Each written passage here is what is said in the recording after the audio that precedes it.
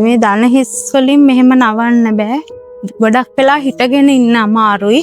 ඉංග්‍රීසි බෙහෙත් කරා. බෙහෙත් කරද්දි හොඳයි. බෙහෙත් නැවැත්තුවට පස්සේ මට ආයෙත් වේදනාව එනවා. මගේ නම ඉනෝකා සජීවනි. වයස අවුරුදු 46යි. මම සිලෝන් හොස්පිටල් එකට ආවේ. මගේ මේ කකුල් දෙකේම වේදනාවක් තියෙනවා. දැන් අවුරුදු 1මාරක ඉඳලා කොන්දෙන් පල්ලෙහා විලුඹ සහ දනේ සියල්ල රිදෙනවා. මම ඒ අවුරුදු 1මාර ඇතුළත ඉංග්‍රීසි බෙහෙත් කරා. බෙහෙත් කරද්දි හොඳයි. බෙහෙත් නැවැත්තුවට පස්සේ මට ආයෙත් වේදනාව එනවා. මම මේ රෝගී තත්ත්වය නිසා ගොඩාක් අපහසුතාවයට පත් වෙලා තිබ්බා. මොකද මට හිටගෙන ඉන්න බෑ. කකුල් කැක්කුමයි, විලුඹ කැක්කුමයි, ගෙදර දොරේ වැඩක්වත් කරගන්න බැරුව හිටියේ. සිලෝන් හොස්පිටල් එකෙන් බෙහෙත් කරාට පස්සේ පස්වෙනි ට්‍රීට්මන්ට් එකෙන් වගේ මං තනියෙන් ගෙදර වැඩ කරගත්තා.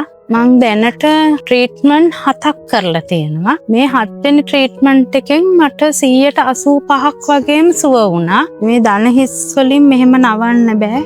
ගොඩක් වෙලා හිටගෙන ඉන්න අමාරුයි. ඒ වගේම පහත් වෙලා වැඩක් කරන්න බෑ.